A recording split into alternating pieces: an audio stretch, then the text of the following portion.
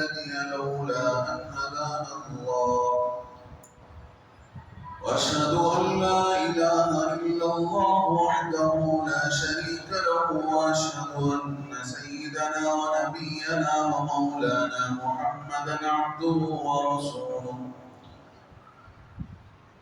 أما بعد فأعوذ بالله من الشيطان الرجيم لقد كان في قصصهم عبرة لأولي الألباب ما كان حديثا يفترى ولكن تصديق الذي بين يديه وتفصيل كل شيء وهدى ورحمة لقوم يؤمنون صدق الله العظيم. وقال نبينا صلى الله عليه وسلم تركتكم ملة البيضاء ليلها كنهارها لا يزيغ عنها إلا هالك أو كما قال عليه الصلاة والسلام. بزرگان دین، عزیز نوجوان ساتھی اور دوستوں،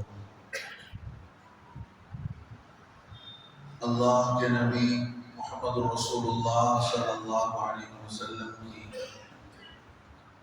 زندگی ہم سب کے لیے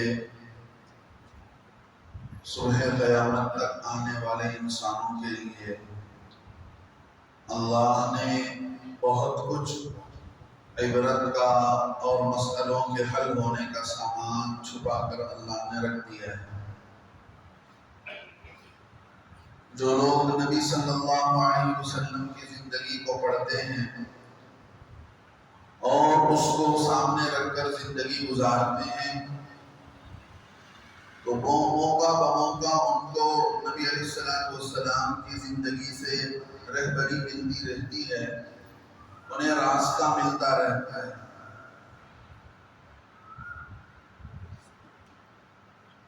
جیسا ہم اپنے بیچ میں مختلف مواقع میں دین و ایمان کی باتوں کو سنتے سناتے ہیں،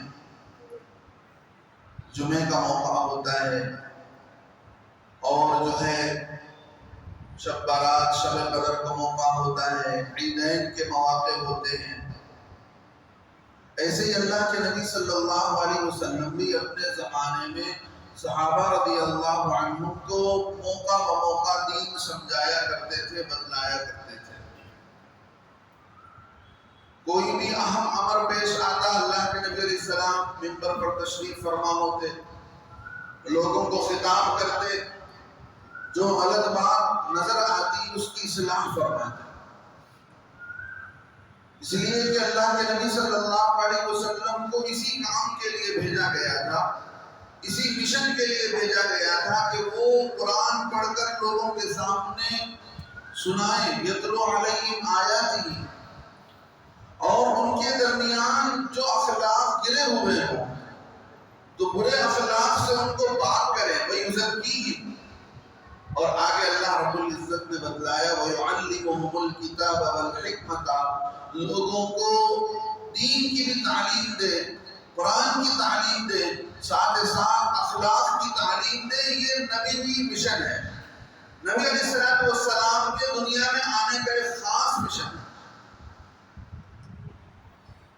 ایسے ہی اللہ کے نبی صلی اللہ علیہ وسلم جو موقع پر جو ضرورتیں پیش آتی، اللہ کے نبی علیہ السلام لوگوں کو رہبری فرمایا کرتے تھے، سمجھایا کرتے تھے. کبھی کبھار اللہ کے نبی علیہ السلام صحابہ رضی اللہ عنہ کے بیچ میں بیٹھ کر قصے سنایا کرتے تھے.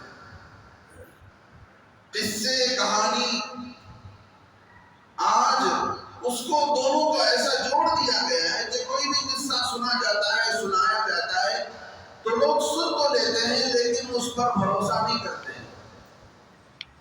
ہو سکتا ہے کہ یہ چیز ہوئی ہوگی یا کہیں کسی نے لکھ دیا ہوگا یا کوئی، یعنی اس پر بھروسہ ہی نہیں ہوتا. لیکن اللہ کے نبی علیہ السلام سچے ہیں اور آپ کی زبان سے نکلنے والی ہر بات سچی ہے. آپ صلی اللہ علیہ وسلم کی زبان سے نکلنے والی باتیں وہی ہوا کرتی تھی جو اللہ آپ صلی اللہ علیہ وسلم پر آسمان سے باتیں اتارا کرتا تھا، وہ باتیں اور نبی علیہ السلام کی زبان سے نکلی ہوئی باتوں میں کوئی فرق نہیں۔ لہذا اللہ کے نبی علیہ السلام کی بات، آپ صلی اللہ علیہ وسلم کا کوئی بھی کام، آپ صلی اللہ علیہ وسلم کے سامنے کوئی کام کیا گیا ہو، آپ علیہ السلام اس پر خاموش رہے ہوں، یہ ساری چیزیں حدیث کہلاتی ہیں۔ بعد والوں کے لیے اس میں حجت ہے، عمل کا راستہ ہے۔ تو اللہ کے نبی علیہ السلام نے جو قصے سنائے صحابہ رضی اللہ عنہم کو، وہ بالکل سچے قصے تھے، اس میں کوئی جھوٹ، نعوذ باللہ، کوئی ملاوٹ نہیں ہوتا تھا۔ اللہ کے نبی علیہ السلام کو اللہ نے ڈائریکٹلی طور پر براہ راست جو باتیں اللہ کے نبی علیہ السلام کے دل میں ڈالی گئی، وہ اللہ کے نبی علیہ السلام صحابہ کو سنایا کرتے تھے۔ دو چار قصے میں بھی آپ حضرات کے سامنے سنانا چاہتا ہوں، اس میں ہمارے لیے عبرت کا سامان ہے، نصیحت کا سامان ہے، تاکہ ہم سنیں اور اپنی زندگی میں آنے والے حالات کا سامنا کریں تو ہم جو ہے ان چیزوں کو سامنے رکھ کر کریں۔ اللہ کے نبی علیہ السلام ایک مرتبہ بیٹھے ہوئے تھے صحابہ رضی اللہ عنہ کے بیچ میں، اور فرمایا کہ دیکھو، ہم سے پہلے جو قوم گزری ہے جن کو مسلمان کہا گیا، وہ بنی اسرائیل تھے۔ بنی اسرائیل میں اللہ نے 3 لوگوں کو آزمانا چاہا۔ وہ 3 لوگ کون تھے؟ ایک آدمی تھا ابرس، جسے برس کی بیماری لگی ہوئی تھی، لوگوں کے جسم پر سفید سفید نشانی آ جایا کرتے ہیں، جس کو ہم سفید چٹے کہتے ہیں۔ تو دیکھنے میں آدمی صحیح سالم ہوتا ہے، اس کی صحت بھی اچھی ہوتی ہے، لیکن اس بیماری کی وجہ سے دیکھنے میں اچھا نہیں لگتا۔ تو ایک آدمی تو تھا ابرس، برس کی بیماری لگی ہوئی۔ دوسرا آدمی تھا اقرا کہتے ہیں گنجے بن کو، جس کے بعد سر پر نہیں رکتے، جھڑتے رہتے ہیں۔ اور تیسرا آدمی تھا نابینا۔ اللہ رب العزت نے ایک فرشتے کو مقرر کیا، وہ فرشتہ ان تینوں کے پاس گیا۔ سب سے پہلے گیا، اللہ کے نبی علیہ السلام نے یہ قصہ سنایا ہے، حدیث کی کتابوں میں موجود ہے۔ اللہ کے نبی علیہ السلام فرماتے وہ فرشتہ انسانی شکل میں سب سے پہلے ابرس کے پاس گیا، جس کے جسم پر سفید سفید نشانات تھے۔ اس نے جا کر پوچھا کہ بھئی بتاؤ تمہاری کیا خواہش ہے، تم کیسی زندگی گزارنا چاہتے ہو؟ وہ کہنے لگا کہ دیکھو، میری خواہش یہ ہے کہ میرا جسم اللہ رب العزت مجھے صحیح سالم کر دے، میرے جسم پر سے یہ سفید نشانات ہٹا دے، تاکہ لوگ مجھے دیکھ کر جو گھن کرتے ہیں، مجھے دیکھ کر جو نفرت کرتے ہیں، وہ چیز ختم ہو جائے۔ اللہ رب العزت نے اس فرشتے کے ہاتھ میں وہ طاقت دی تھی، لہذا اس فرشتے نے اس کے جسم پر ہاتھ پھیرا تو اس کے جسم پر سے وہ سفید داغ دھبے ختم ہو گئے۔ پھر اس نے پوچھا کہ بھئی بتاؤ تم کیا مال چاہتے ہو، کیسی چیز، کیا چیز چاہتے ہو؟ اس نے کہا کہ مجھے ایک اونٹ چاہیے، مجھے ایک اونٹ چاہیے۔ اب فرشتے نے اس کو ایک گھاور اونٹنی دے دی، جو اونٹنی جس کے پیٹ میں بچہ تھا، ایسی اونٹنی اس برس کی بیماری کے شخص کو دے دیا، جس کو اللہ نے صحیح سالم کر دیا تھا، اور دعا دے کر آگے بڑھ گئے۔ اللہ آزماتے ہیں، امتحان لیتے ہیں۔ اب پرانی حالت نہیں رہی، اب جو ہے صحیح سالم ہو گیا، بندہ جو ہے چہرے مہرے سے اچھا دکھنے لگا، اور دوسرے نمبر پر اللہ نے اسے نوازنا چاہا تو اس کی مانگ کے مطابق اونٹ بھی دے دی۔ اب یہی فرشتہ دوسرے آدمی کے پاس گیا جس کے بال گنجے تھے، اس سے پوچھنے لگا بھائی بتاؤ تمہاری کیا خواہش ہے، زندگی میں تم کیسی زندگی گزارنا چاہتے ہو؟ اس نے کہا کہ میرے سر پر بال نہیں ہیں، لوگ مجھے تانا کستے رہتے ہیں، میں یہ چاہتا ہوں کہ میرا سر صحیح ہو جائے اور میرے سر پر بال اگنے لگے۔ اس فرشتے نے اس کے سر پر ہاتھ پھیرا تو سارے کے سارے بال اگنے لگے۔ پھر اس سے پوچھا کہ بھائی بتاؤ تمہارے لیے کوئی مال پسند ہے، تمہیں کوئی مال پسند ہے؟ تو اس نے کہا کہ مجھے گائے چاہیے، میں گائے کو پالنا چاہتا ہوں اور اس کی پرورش کرنا چاہتا ہوں۔ پچھلے زمانے میں لوگوں کے پاس یہی کیپٹل ہوتا تھا، کہ اونٹوں کا ریوڑ ہے، گائیں کا ریوڑ ہے، بکریوں کا ریوڑ ہے، انہی چیزوں سے لوگ کاروبار کیا کرتے تھے، تجارت کیا کرتے تھے، ساری سیدھی زندگی تھی۔ قریہ دیہات کے لوگ تھے۔ اس نے کہا تو اس فرشتے نے اس کو ایک گابھن گائے اس کو دے دیا، جس گائے کے پیٹ میں بچہ ہے۔ پھر اسے دعا دیا، اللہ تیرے مال میں برکت دے، تو فرشتہ چل پڑا۔ اب اس نابینا کے پاس گیا جس نابینا کو اللہ امتحان دینا چاہتے تھے۔ اب اس نابینا کے پاس جا کر اس فرشتے نے کہا کہ بھئی دیکھو تمہیں کیا چاہیے، تمہیں زندگی کے اندر کیا چیز تم چاہتے ہو؟ اس نے کہا کہ مجھے اللہ تعالیٰ آنکھوں کی روشنی دے دے تاکہ میں اور لوگوں کی طرح دنیا کی نعمتوں سے فائدہ اٹھا سکوں۔ دیکھیے، دنیا کی نعمتوں سے فائدہ اٹھانے کے لیے دو چیز کی ضرورت ہے۔ ایک، اندر میں آپ کے آنکھوں کا نور چاہیے، دوسرے نمبر پر باہر میں سورج کا نور چاہیے، سورج کی روشنی چاہیے۔ ان دونوں روشنی کے بغیر دنیا کی نعمتوں سے کوئی بھی انسان فائدہ اٹھا نہیں سکتا۔ باہر تو سورج کی روشنی ہے، لیکن آپ کی آنکھوں کے اندر کا نور ختم ہو گیا تو آپ دنیا سے فائدہ نہیں اٹھا سکتے۔ تو اس آدمی نے کہا، فرشتے نے اس کے آنکھ پر ہاتھ پھیرا تو اس کے آنکھ کی روشنی آ گئی۔ پھر اس سے پوچھا، بتاؤ تمہاری دوسری کیا خواہش ہے، کس طرح کا مال چاہتے ہو؟ اس نے کہا مجھے بکری دے دی جائے۔ تو اس کو بھی ایک گابھن بکری دے دی گئی اور اس فرشتے نے دعا دی، دعا دے کر چلا گیا۔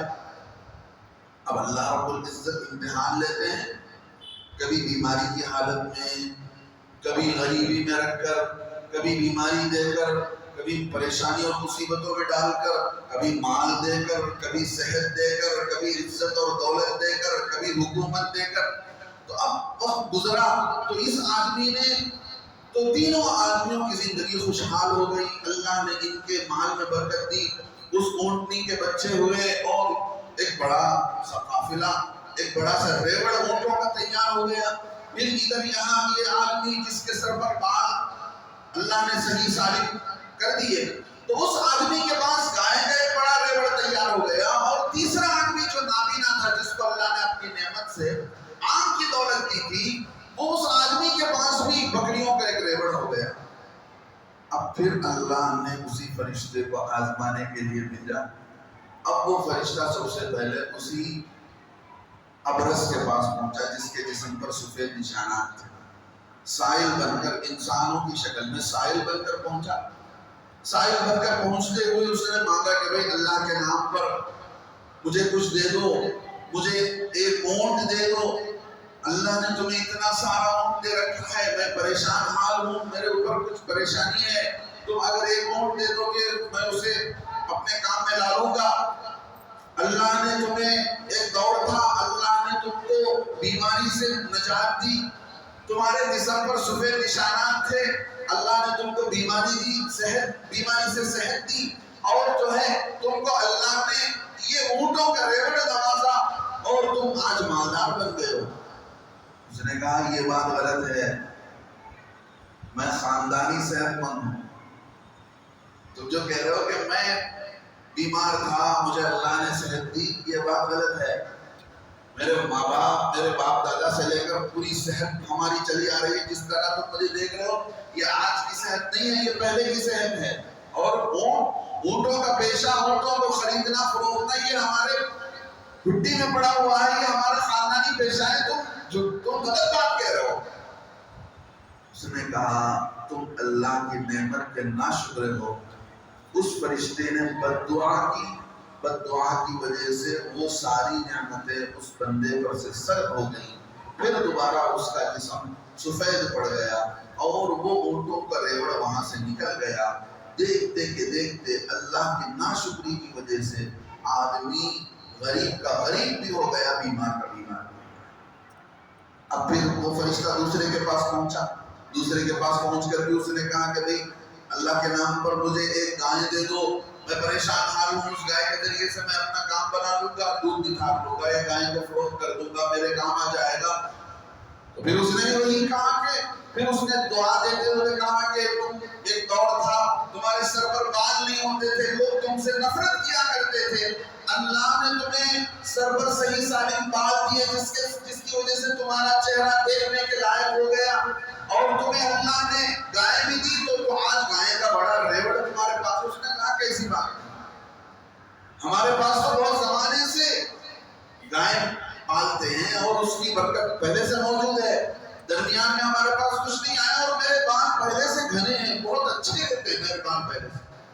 اللہ کی ناشکری ہوئی تو فرشتے نے بد دعا کی, تو اسی بد دعا کی وجہ سے اس کے سر کے بال جھڑ گئے, پرانی حالت پر اس کا سر ہو گیا, اور وہاں سے اللہ نے گائے کا ریوڑ بھی نکال دیا, اور وہ گائے کا ریوڑ بھی وہاں نہیں رہا, وہ گائے نکل گئے اور یہ خلاش کا خلاش رہ گئے. اب تیسرے آدمی کا امتحان کا نمبر تھا. تیسرے آدمی کے پاس فرشتہ پہنچا. فرشتے نے جا کر اپنی حالت بیان کی کہ دیکھو میں غریب ہوں, بیچارہ ہوں, مجھے میری مدد کر دو, اللہ تمہیں اس کا دنیا میں بدلا دے, اور جو ہے تم اگر میرا کام آ جاؤ گے تو اللہ تمہاری مدد کرے گا. جو جو کہنا تھا اس نے کہا. پھر اس فرشتے نے کہا کہ مجھے ایک بکری دے دو. اس نے کہا کہ تم جتنا چاہے لے جا سکتے ہو, جتنا چاہے لے جا سکتے ہو, تم لے جاؤ, میرے پاس کچھ نہیں تھا, اللہ نے کسی کو بھیجا, اس ایک بکری کی برکت سے میرے آج اتنی بکریاں ہوئی ہیں, لہذا میں اللہ کا ناشکری, اللہ کے ساتھ ناشکری نہیں کر سکتا ہوں, لہذا جتنی بکریاں چاہے تم لے جاؤ. اس فرشتے نے کہا کہ دیکھو تمہاری بکری کی مجھے ضرورت نہیں ہے, میں اللہ کا فرشتہ بھیجا ہوا جو تمہارے انسانوں کی شکل میں آیا ہوں. حقیقت یہ ہے اللہ نے تینوں کا امتحان لیا, اس امتحان میں تم سے پہلے کے 2 آدمی ناکام ہو گئے, تم کامیاب نکلے, اللہ تمہاری مال میں برکت دے. تم سے پہلے دونوں کا یہ حال تھا. اس نے قصہ سارا سنایا اور بتایا کہ تم کامیاب نکلے ہو اللہ کے اس امتحان میں, اللہ تمہاری مال میں برکت دے اور اللہ تعالیٰ تمہیں اور نعمتوں سے نوازے. دعائیں دے کر چلا گیا. اللہ کے نبی علیہ السلام یہ قصہ سنا کر صحابہ رضی اللہ عنہ کو بتانا چاہتے تھے کہ دیکھو اللہ کی جو نعمت ملتی ہے, اس نعمت کے غرور میں, اس نعمت کے مل جانے کے بعد اپنی پچھلی زندگی نہیں بھولنا چاہیے. اللہ نے آج آپ کو مال دے دیا, اللہ نے آج آپ کو نواز دیا, مال و دولت سے نواز دیا, لیکن اس کا یہ مطلب نہیں کہ آپ پچھلی غریبی کی زندگی کو بھول جائیں. آپ نے جو محنت کر کے پیسے کمائے ہیں, اس موقع پر جو آپ نے کوشش کی ہے, تھوڑا تھوڑا اللہ نے آپ کو دیا, اور اس مال میں آپ کو اتنی برکت ہوئی کہ آج آپ کے پاس پراپرٹی ہے, مال دولت ہے. اس کا یہ مطلب کہ آپ پچھلی زندگی بھول گئے. محمود غزنوی ایک بہت بڑے بادشاہ گزرے ہیں, اپنے زمانے کے بڑے عالم تھے, 100 رکعت روزانہ نفل نماز پڑھا کرتے تھے. اللہ ہمیں بھی توفیق نصیب فرمائے. بادشاہ وقت, ساتھ ہی ساتھ عالم وقت تھا, اور 100 رکعت بعد نفل نماز پڑھنے کا معمول تھا. ان کے پاس ایک غلام تھا ایاز, بڑا نیک و فرما بردار, بڑا سمجھدار. بادشاہ نے ان کو اپنا خاص بنا رکھا تھا, اور بادشاہ کوئی بھی معاملہ پیش آتا تو ایاز سے رائے مشورہ لیا کرتا تھا. ایاز کی عادت تھی کہ روزانہ ایک کمرے میں جاتا اور کمرے کی کنڈی لگا لیتا اور کچھ دیر اس کمرے میں رہتا اور وہاں سے واپس آ جاتا. ایاز کے پیچھے حسد کرنے والے, اس پر تہمت لگانے والے بہت سارے لوگ تھے. بادشاہ سے کسی نے جا کر کہہ دیا, بادشاہ سلامت, بات ایسی ہے کہ ایاز روزانہ تمہارے مال و دولت میں سے کچھ چیزیں چرا لیتا ہے اور اس کو فلاں کمرے میں لے جا کر کے اکٹھا کرتا ہے, اور اس کمرے میں جانے کے بعد تالا بھی لگا لیتا ہے تاکہ کوئی اندر داخل نہ ہو. آپ اس کی تحقیق کیجئے, لگتا ہے ہمیں ایاز کچھ گڑبڑی کر رہا ہے. ساروں کے سامنے بادشاہ نے ایاز کو بلا کر کہا کہ بھئی بتاؤ تمہاری کیا بات ہے کہ تمہارے ساتھ رہنے والے لوگ تمہارے پر شک کر رہے ہیں, تمہاری شکایت کر رہے ہیں. بادشاہ نے, ایاز نے کہا, بادشاہ سلامت آپ اندر جا کر دیکھیے کیا چیز ہے. بادشاہ نے تحقیق کروائی تو دیکھا ایک پرانا پھٹا کپڑا ہے, وہ سیدھا ایک جبہ ہے اور ایک قد اور آئینہ جس میں کھڑا ہو جائے تو انسان نظر آتا ہے. بادشاہ سلامت میں آپ کے دربار سے اٹھ کر جاتا ہوں تو کنڈی لگا کے بعد میں آپ کی انعامات اور احسانات کے جو شاہی جوڑے مجھے ملے ہیں اس کو میں نکال دیتا ہوں. میں اپنی پرانی زندگی جس میں میں کسان تھا, ایک کسان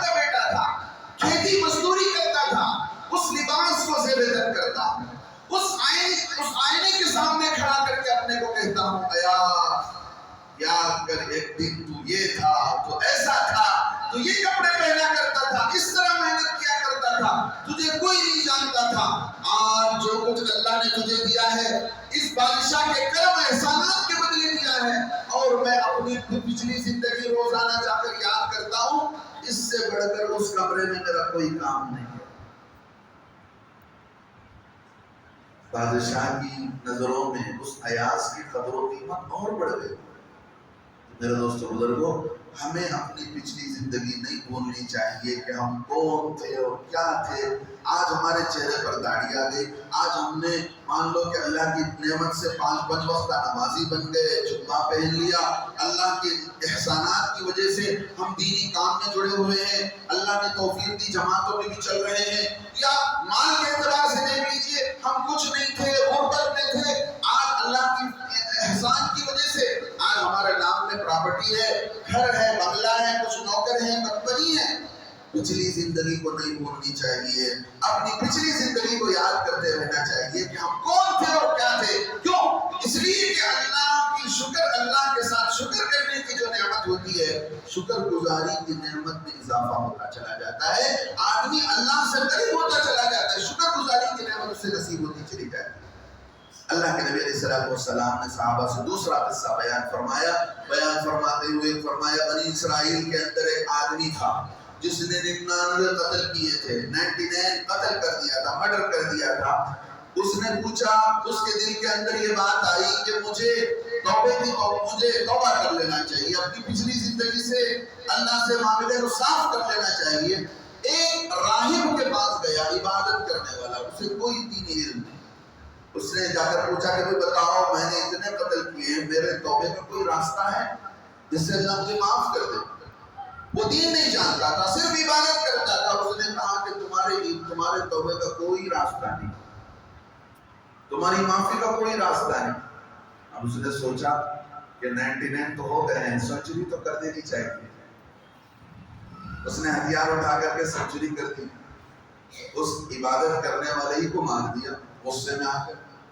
پھر کسی نے کہا کہ بھائی دیکھو فلاں جگہ جاؤ، عالم رہتے ہیں، دین کا علم جاننے والے، ان سے جا کر پوچھو، ہو سکتا ہے تمہارے لیے کوئی راستہ نکل آئے۔ جب ان کے پاس پہنچا، اپنی پوری زندگی کو سنایا، انہوں نے کہا کہ کیوں نہیں ہو سکتا ہے؟ اللہ کے اور توبے کے بیچ میں، بندے کے توبے کے بیچ میں اور اللہ کے درمیان میں کوئی تیسرا آدمی آ نہیں سکتا ہے۔ اللہ اگر چاہے تو آپ کو ضرور معاف کر سکتے ہیں، تمہارے لیے توبہ کا راستہ کھلا ہوا ہے۔ لیکن میں تمہیں کہتا ہوں کہ ایک بستی یہاں رہتی ہے جہاں کے لوگ بڑے نیک ہیں، عبادت گزار ہیں، اللہ کے فرما بردار ہیں۔ تمہیں چاہیے کہ تم اپنی پچھلی زندگی، جس گاؤں میں رہ کر تم بدماش بن گئے تھے، اس گاؤں سے کو چھوڑ کر تم اس بستی میں چلے جاؤ جہاں نیک لوگ رہتے ہیں، اور وہاں جا کر تم توبہ کر لینا، وہاں جا کر تم اپنی گناہوں کی معافی تلافی کرنا۔ اچھوں کی صحبت میں رہنے کی وجہ سے تمہارے اندر بھی اچھائی آ جائے گی۔ لہذا وہ آدمی چلتا ہے، راستے ہی میں اس کے حق میں موت مقدر ہو جاتی ہے۔ اللہ کے نبی علیہ السلام نے قصہ بیان فرماتے ہوئے فرمایا، اب دونوں فرشتے آ گئے، بدکاروں کی روح جو لوگ لے کر جاتے ہیں، بروں کی روح جو لے کر جاتے ہیں، وہ فرشتے بھی آ گئے کہ ہماری ڈیوٹی شروع ہو گئی۔ نیک لوگوں کی روح جو لے کر جاتے ہیں فرشتے، وہ بھی آ گئے کہ بھئی ہماری ذمہ داری ہے۔ اب دونوں کے بیچ میں جھگڑا ہو رہا ہے۔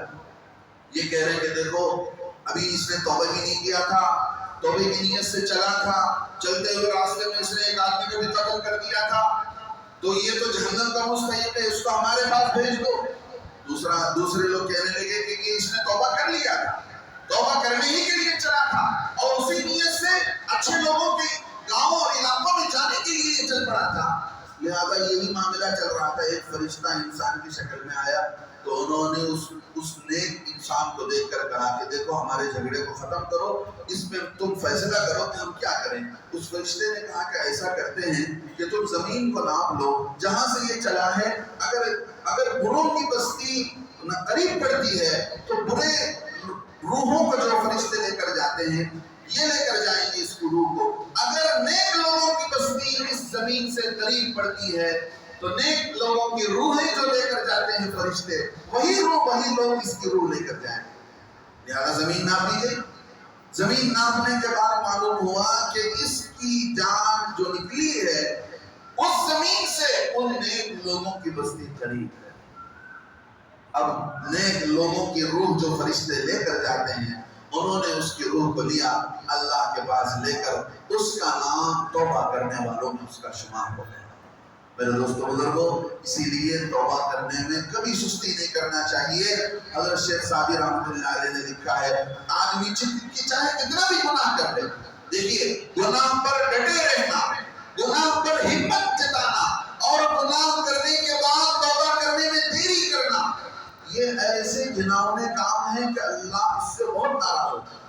گناہ انسان سے ہو کر رہے گا، لیکن آپ گناہوں کی عادت مت بنائیے۔ گناہوں کے بعد فوراً استغفار ہونا چاہیے، فوراً توبہ کر لینا چاہیے۔ جیسا آدمی ناپاک ہو جانے کے بعد فوراً پاک ہو جاتا ہے، فوراً غسل کرنے لگتا ہے، ایسے ہی اپنے آپ کو اللہ سے معاملہ صاف کر لینا چاہیے کہ کہیں ہمارا معاملہ پھنسا نہ رہ جائے۔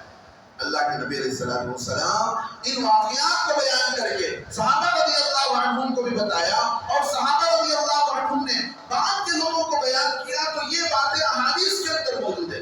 حدیث کے اندر یہ قصہ موجود ہے، اور حدیث کے اندر پہلا قصہ بھی موجود ہے کہ میں نے آپ حضرات کے سامنے سنایا۔ یہ قیامت تک کے آنے والے انسانوں کے لیے سبق ہے کہ لوگوں توبہ کرنے میں دیر مت کرو، تو ان سے گناہ ہو جائیں گے، اللہ کی نافرمانی ہو سکتی ہے، لیکن آگے بڑھو، مسئلے کو حل کرو۔ اور یہاں ایک بات یہ بھی بتا دو کہ ہر کسی سے مسئلہ نہیں پوچھا جائے گا۔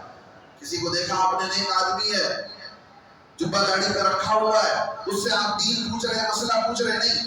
جس طرح اس قاتل نے ایک عبادت کرنے والے کو یہ سمجھ لیا کہ یہ دین جانتا ہے، اور اس نے غلط مسئلہ بتلایا تو یہ اس کو قتل کر دیا۔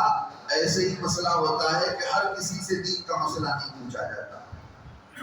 جیسے آپ ہر کسی کو اپنا ڈاکٹر نہیں بنا لیتے، جس کے بارے میں آپ کو پتا ہوتا ہے کہ یہ صحیح ڈاکٹر ہے، یہ آپ کی بیماری کے لائق علاج کرے گا، اسی کو آپ اپنا ڈاکٹر بناتے ہیں۔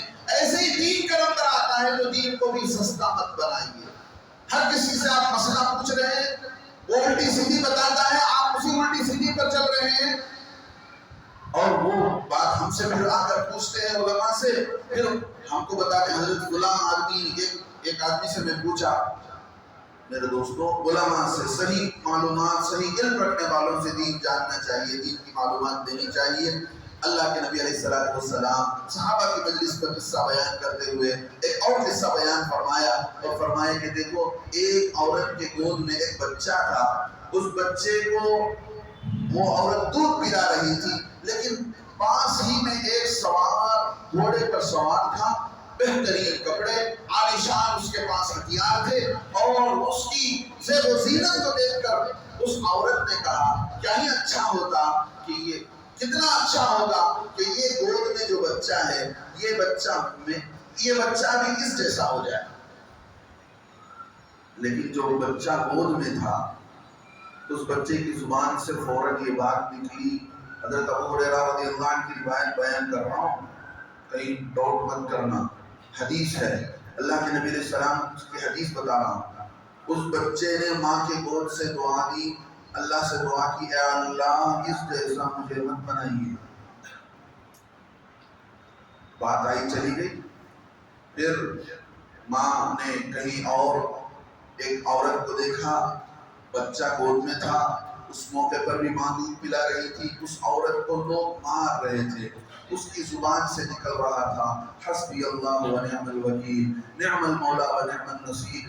اس ماں نے اس عورت کو دیکھ کر کہا، اللہ میرے بچے کو اس عورت جیسا نہ بنائے، کل کے دن میرا بچہ بھی ذلیل ہو جائے۔ اس بچے نے اپنی ماں کے گود سے گواہی دینے لگا، اللہ تعالیٰ مجھے اس عورت کے جیسا بااخلاق اور باکردار بنائے۔ ماں کی بات سمجھ میں نہیں ہے۔ اللہ کے نبی علیہ السلام فرماتے، پھر ماں نے بچے سے دریافت کیا کہ وہی مسئلہ ماجرا کیا ہے؟ اس موقع پر تو تم نے ایک صحیح، تندرست، خوبصورت اور طاقتور نوجوان جس کے جیسا بننا ہر کوئی چاہتا ہے، میں نے اس اللہ سے دعا مانگی کہ اللہ تجھے اس جیسا بنا دے، لیکن تو نے کہا اے اللہ مجھے اس جیسا مت بنا. تو اس بچے نے کہا کہ ماں اصل میں بات یہ ہے کہ وہ انسان بڑا ظالم تھا، بہت برا انسان تھا، دیکھنے میں چہرے مہرے سے بڑا اچھا نظر آتا تھا، ہر چمکیلی چیز سونا نہیں ہوا کرتی ہے، لہذا تمہاری دعا پر میں نے فوراً اللہ سے اس کی دعا مانگی کہ اس جیسا ظالم جیسا اللہ مجھے نہیں نہ بنا. لہذا اس کے جیسا بننا میں نہیں چاہتا تھا، اسی لیے میں نے فوراً دعا دی. اور دوسرے نمبر پر یہ عورت اس پر تہمت لگا کر لوگ اس کی پٹائی کر رہے تھے، حالانکہ یہ نیک بندی تھی، بھلی عورت تھی، اسی لیے اس کی زبان سے نکل رہا تھا حسبی اللہ و نعم الوکیل، اللہ میرے لیے کافی ہے، اللہ ہی بہترین میرا وکیل ہو سکتا ہے، نعم المولا و نعم النصیر، بہترین میرا مولا وہی ہے، بہترین میرا مددگار وہی ہے. لہذا آپ نے اس عورت کی حرکت کو تو نہیں دیکھا، اس کی زندگی کو تو نہیں دیکھا، آپ نے اس کے ظاہر کو دیکھا کہ لوگ اسے مار رہے ہیں، تم نے فیصلہ کر لیا کہ یہ عورت بری ہے، حالانکہ وہ عورت اچھی انسان اچھی تھی، بھلی عورت ہے. اس لیے میں نے دعا مانگی کہ اللہ مجھے اس جیسا بنا. اللہ کے نبی علیہ السلام یہ حدیث بیان فرماتے ہیں، بیان فرما کر اس میں لوگوں کے لیے عبرت کا سامان بتاتے ہیں کہ لوگوں دیکھو کبھی کسی انسان کے ظاہر کو دیکھ کر فیصلہ مت کرو کہ بہت اچھا ہے، بہت اچھا ہوگا، کاش کہ میں بھی ایسا اچھا ہو جاؤں، کاش کہ مجھے بھی ایسی سواری مل جائے، کاش کہ میری زندگی بھی ایسی ہو جائے. ہر چمکیلی چیز سونا نہیں ہوا کرتی ہے، اللہ کی نعمتوں کو بھول نہیں جانا چاہیے، ظاہری نعمت کو دیکھ کر پچھلی نعمت کو نہیں بھولنا چاہیے. اور کوئی انسان دنیا والوں کے ہاتھوں ذلیل ہو رہا ہے تو اس کا یہ مطلب نہیں کہ وہ اللہ کے نزدیک بھی ذلیل ہوگا. دنیا والے اسے ذلیل کر رہے ہوں، ان کے ہاتھوں مارا جا رہا ہو، لیکن اس کی زندگی اللہ جانتا ہے کہ وہ کتنا اچھا انسان ہے. لہذا اللہ سے کبھی بھی جلدی میں کوئی بھی سوچے سمجھے بغیر دعائیں مانگنا نہیں چاہیے.